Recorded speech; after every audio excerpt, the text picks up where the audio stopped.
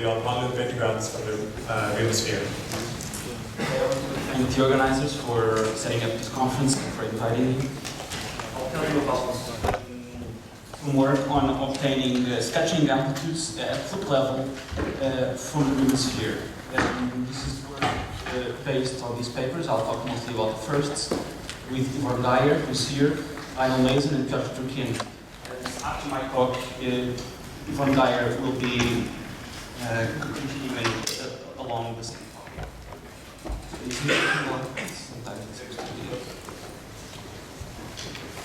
Okay. So I'll be talking about Worldsheet models of field theories of massless particles. The Worldsheet model that many of us know is string theory. And in string theory, the string amplitude is computed in perturbation theory in a Genus expansion. Then you can take the field theory limits, where alpha prime is the string length squared. If you send alpha prime to 0, then you get contributions. The true level amplitude from here to the one loop amplitude from here, and so on. Now, these Worldsheet models are inspired by string theory, but they differ in critical aspects. One of the aspects is that they're actually field theory. And another one is that the modular integrals are localized by a set of equations known as the sketching equations. So the original Worldsheet model, in this context, is Witten's twistor string theory. So there's a Worldsheet model whose target space is twistor space. This is a four-dimensional contraction. Space is related to the node structure, space-time. And from this Worldsheet model, a new set of formulas for sketching amplitude appeared, this RSV formula, or four-dimensional gauge theory. So this is the four-dimensional story, and some years later it was also shown to extend to supergravity. However, there was never real progress at loop level. For the gauge theory, it was realized early on that the theory possessed more states. And while you could ignore it at true level, at loop level, they would be running in loops and you couldn't decouple them. Now, there's a new story which started when Kachazov and Yuan understood more generally. Sorry, is this being well? I think it's maybe a bit far away. No, get a big face.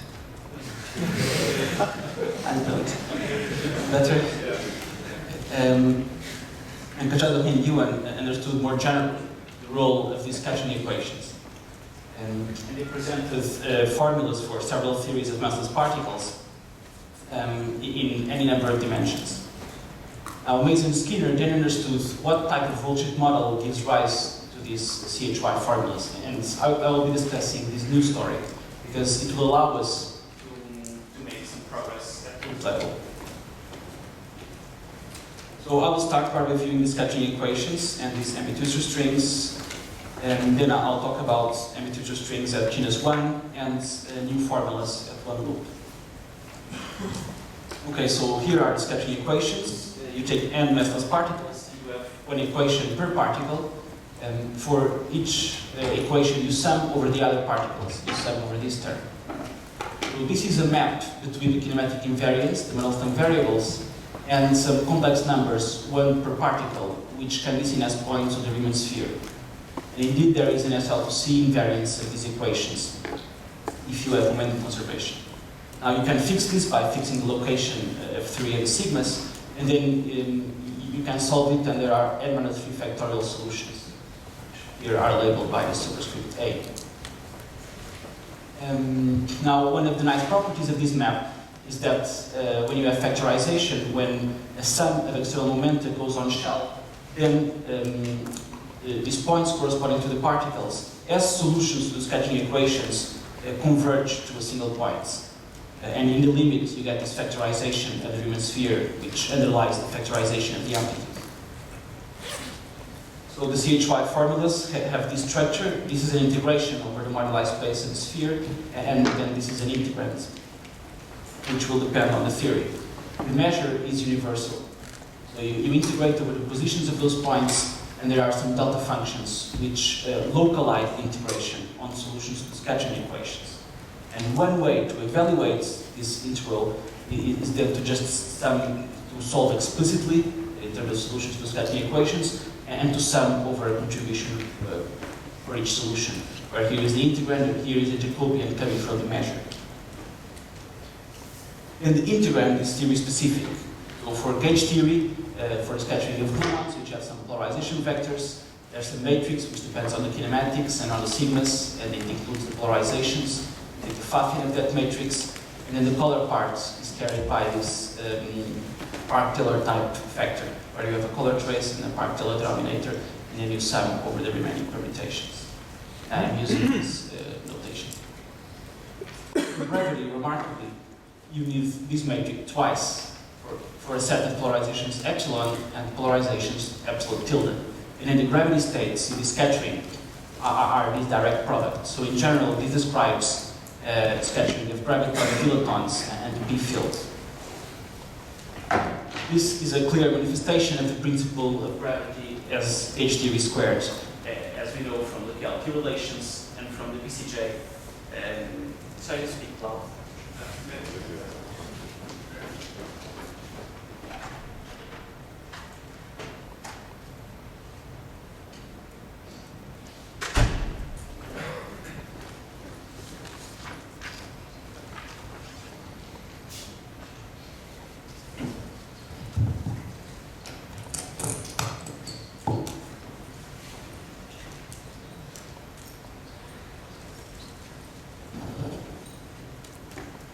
As we know from the Kelvin relations and from the BCJ double copies. So the Scatching equations are quite hard to solve, but there is no need for that. There is a growing body of work showing that you can avoid solving them explicitly. But I won't go into this. Okay, so the proper geometric way to consider the Scatching equations is in terms of a one form on the sphere. Here it is, because this is the invariant object. And the Scatching equations are a statement that square of this one form vanishes everywhere on the sphere. Now, what type of Worldsheet model can we associate with this? Basically, Skinner proposed that the target space, rather than the four-dimensional twistor space, is so-called Ambitwistor space. This is a space of no geodesics, of complexified spacetime. In 4 dimensions, it has a certain relation to twistor space, but it also exists in any number of dimensions. You can think about it. So here I'll be thinking about the Ambitwistor space as Minkowski spacetime. You can think about it in terms of the cotangent bundle. You have points labeled by x and p, but then you restrict to p squared equals 0, and you identify points along the same line, along the same geodesic. And here is the model. I'll have to be brief on this in view of time. This is some sort of chiral compactification of a massless particle, so this would be a first order action for a massless particle. If this integration were over the world line, and this would be just a simple differential. But now this is an integration over a Riemann surface in general, and then this is just a d-bar operator. So we made a choice of chirality here.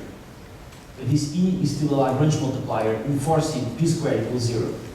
And moreover, this constraint generates a gauge freedom, which is exactly this identification of points along the same geodesic. So this effectively lands us in Ambitwistor space. Now, you can quantize this string in a similar way to string theory using a similar formalism. The amplitude will be a correlation function of some vertex operators.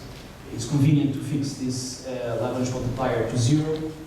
Then you have a free action, and you can do exact calculations. And there's a subtlety related to that, which turns out to generate these delta functions here in the integrated vertex operators, and these will be the objects carrying the Scatching equations. Then you can place these exponentials for the external particles into the action in the correlator, and because then the action will be linear in x, you can do an exact integration of x, which will lead to this exact equation for p. Okay? So far this is in a general Riemann surface. But on the Riemann sphere, the unique solution to this equation is this one. So this guy, together with these alpha functions, leads to the localization of the sketching equations. And the crucial aspect of this Worldsheet model is that there is no alpha prime. The conformal weight of this plane wave operator is 0, unlike string theory, where it is alpha prime k squared. So in string theory, you can add here as many operators as you want and compensate by setting a given k squared, meaning by giving a certain mass to that state. But here you can't do that, so you're restricted to a massless spectrum. And then you can play games by adding Worldsheet matter, some Worldsheet fermions, for instance, with supersymmetry, and then you can try to build up models that generate the formulas that CHY presented for a number of theories, rapport Infeld on the Riemann model, Einstein coupled to Ian Mills and to a scalar. I won't go into this. What I will go into is how this looks at Genus 1. So at Genus 1, the moduli space contains not only the punctures corresponding to the particles, but also the modular parameter. And then you can rely on the work of Adamo, Casali, and Skinner, who analyzed the Ambitwistor string correlator on a torus for the best understood Ambitwistor string, which is the one for type 2 supergravity. So then you get a formula which is analogous to the ones by CHY, where there's a measure and there's an integrand, now depending on the modular parameter. These delta functions will play the role of the sketching equations on the torus, and we'll say that p squared vanishes everywhere. So now you have this type of delta function as before, but you have an extra one. You have to say that p squared vanishes at some other point, some other arbitrary point on the torus, because p, the solution to that equation for p on the torus now admits a zero mode. And you have to integrate over these zero modes, and this will turn out to be the loop integration. And then you get a term similar to what you had before, except that now there are these Jacobi theta functions on the torus. And this has been checked by these people to respect modular invariance and also has correct factorization properties. However, it's not obvious how to evaluate this. In particular, it's not even obvious that the answer to this will give, for instance, a rational loop integrand. So I'll tell you about our approach. Very recently, there was a paper proposing a different approach. So the loop integrand is a rational function, and its relativity is a rational function. In that case, you could understand it from the CHY formulas, because they are the Riemann sphere. So is there some way to relate the torus to the Riemann sphere? The idea is to apply a residue theorem to localize the integration in the modular parameter, which appeared here, into the boundary of the moduli space, where tau equals I infinity, or equivalently this Q parameterization, where Q equals 0. So the integration over the modular parameter is over the fundamental domain. And the localization given by the sketching equations now includes not just the punctures for the particles, but also the modular parameter, if you could actually solve it. So there will be some solutions to the modular parameter. And you could think about this as a residue theorem, where there will be a contour over each solution. Now, the residue theorem here takes the contour from being around the solutions to the boundary of the fundamental domain. However, because of modular invariance, say this side, the left side, is identified with the right side. But here the contour goes down, here the contour goes up. So these two sides cancel. Now these bits at the bottom also cancel, so you are left exactly with these bits at I infinity. So only Q equals 0 contributes. And in these limits, the torus is degenerate. And so it's equivalent to a nodal Riemann sphere where these 2 points are identified. So this is exactly what we wanted. Then if I take some coordinates more appropriate to the sphere, this is the formula we get. There are now some sketching equations similar to the three-level ones and some integrands, which can be obtained as the limit as Q goes to 0 of the torus integrand. Now P, when you descend to the nodal Riemann sphere, looks like this. This is very much like the three-level case for the external particles. And now you have two extra insertions here. So here, because of this coordinate transformation, I've placed them at 0 and infinity. This is like having n particles plus the loop, two insertions of loop momentum, L and minus L. And these are then the scattering equations, so very similar to tree level. This has later been understood as a forward limit of the tree level amplitudes. Okay, so this is the formula I've shown to you. But when we try to first compare it to some known representations of the amplitudes, there's a problem that came up, which is that you have this 1 over L squared here, but this is the only place where L squared ever appears. And this looks quite puzzling because you expect to have these quadratic propagators. Certainly more than one. Because this integrand will only depend on L dotted with external momenta or polarizations, for instance, for the supergravity integrands. So what's happening here is that the amplitude comes in a representation where you have applied the following procedure. You've used this partial fraction identity. So here each d would be a quadratic propagator, and now you write it in this way. So you have as many terms as propagators, but only one of them will be quadratic, and the other ones will now be linear. And then you shift each term such that the quadratic part is 1 over L squared. So let me give you an example. This is for a bubble. So you start with the two propagators, you apply this partial fraction identity. So you have two terms, and now you shift the second term L to L minus K, and then this is what you get. So when K is null, this is actually 0, which is consistent with the Dimbrag integration. This guy. So this is a new, as far as I know, representation of the amplitudes. You get many terms because you'll get as many terms as you would have propagators. But if you want to have a canonical form of integrands, you must have something like that, because this essentially corresponds to putting L, choosing L to be on any leg, to be democratic in the positioning of L. And moreover, people have explored further this type of representation and showed that this is very natural in order to obtain loop integrands from blooming tree-level amplitudes. So these are the formulas we came up with. In the first case, we have supergravity. There we could rely on the calculations of Fernando and Skinner on the torus and just take the limit as q goes to 0. Then the integrand factorizes into a factor for polarization epsilon and epsilon tilde. So this is very similar to tree level. We have this Pfaffian of this matrix M. And now we have linear combination of Pfaffians, of which we have to take some coefficients in a Taylor expansion in Q. So this combination corresponds to a sum over spin structures. I'm only representing here the even spin structures. Spin structures come from the torus from you have to consider that the fermions can have periodic or anti-periodic conditions on the two sides of the torus. And so this would correspond to the spin structure 2, spin structure 3, etc. So these matrices would be still very similar to the ones at tree level. Now, what about Yang-Mills theory? Well, here we do not have an expression on the torus, but you can just try to guess it.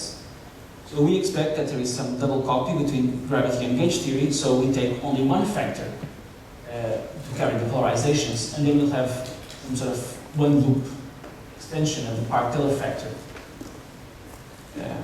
In this extension, we take these Park-Taylor denominators and we substitute by something which breaks the cyclicity by inserting these punctures of loop momentum. And then you have to sum over cyclic permutations to restore the cyclicity. Then you can go even further and consider the case where you don't have supersymmetry. So in the string literature, there's a lot of work done on understanding these sum over spin structures. This effectively enforces the GSO projection. And people have looked at the building blocks of this to understand exactly which states are running in the loop as some combinations of these objects. In 4 dimensions, it turns out then that a vector running in a loop will correspond to this combination, and a scalar running in a loop will correspond to this combination. And now you can play this game. If you take a particular factor for the color and then a vector running in a loop, you get Curie-Mills theory. If you take a vector squared, so by squared I mean something like this vector, so the vector repeated, or epsilon and epsilon tilde, you get what we can call NS gravity, which is then the theory of the graviton, dilaton, and the B fields. So in 4 dimensions, the B field has a single degree of freedom, which is the axiom.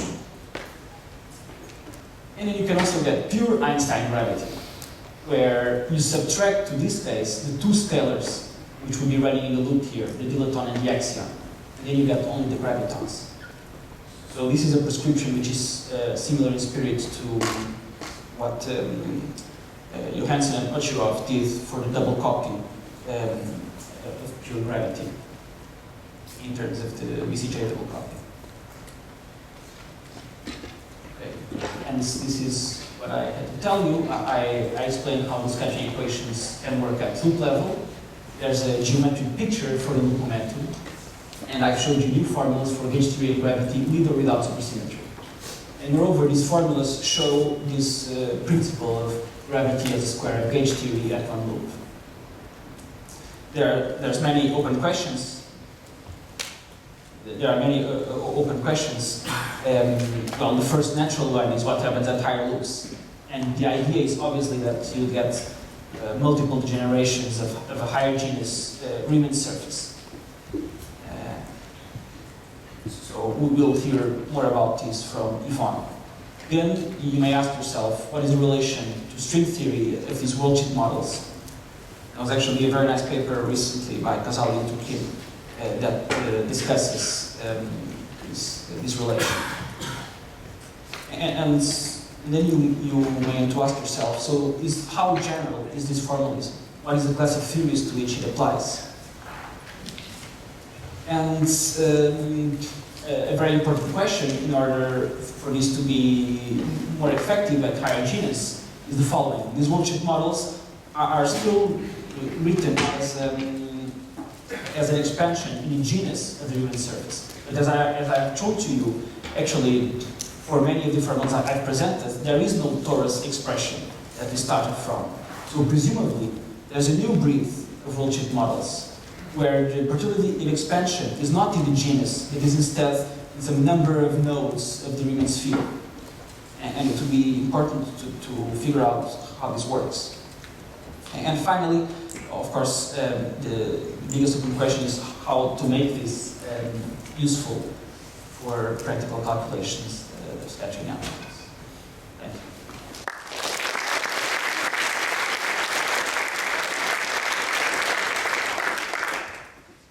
We have plenty of time for questions.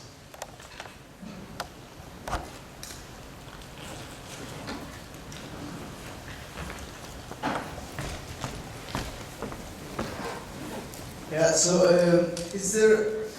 you have hints of how to do massive scalar equations within this formalism? Possible? There is no way? Well, the only thing massive here which has appeared is the loop momentum, which will be a massive momentum. I think, well, it's hard to know now, but one could perhaps think about representing massive particles as two massless particles in some way. Actually, there was some recent work by KA collaborators. I don't know if it's out now, but he spoke about it here last month, where you do something like this in a specific case where you just have one massive state. It would be like a form factor. But I don't know how general this might be. Further questions?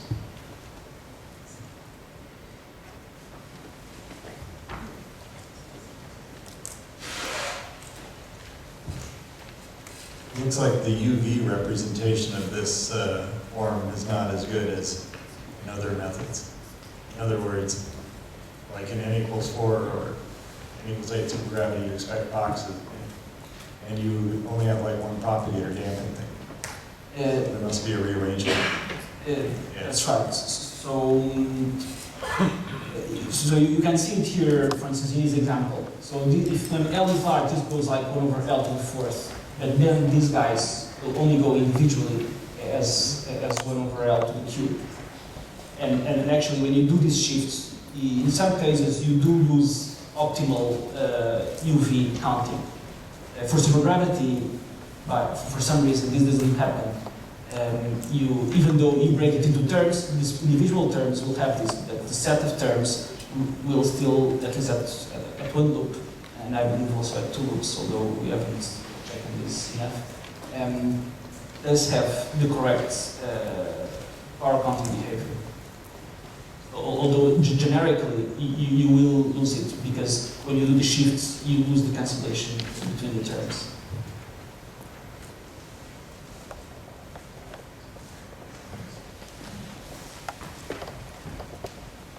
One thing which is a bit strange with respect to the usual string amplitudes is that you still have this loop integration when you do the standard treatment of string amplitudes, and then the field theory there are expressions in which the momentum integration is already done, and they are equivalent to Riemann Schringer parameter or finite parameter representations. Can you do something like that? Or well, it would be very interesting to, this was one approach to studying this integral. And our goal is to find some way to evaluate it, but you could imagine perhaps that there would be a different way of doing this. So what we did was, actually you can also do this at 3 level to use residue theorem to relieve some of the sketching equations. And here we are essentially relieving this sketching equation here to localize tau. But you could think that maybe there's a way of playing this game where you play together with the L's. But at this point, I don't have more.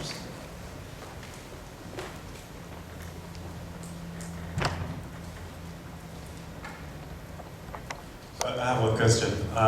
If we look at higher point one loop amplitudes in maximal Susi series, so there should be anomalies starting at 6 points.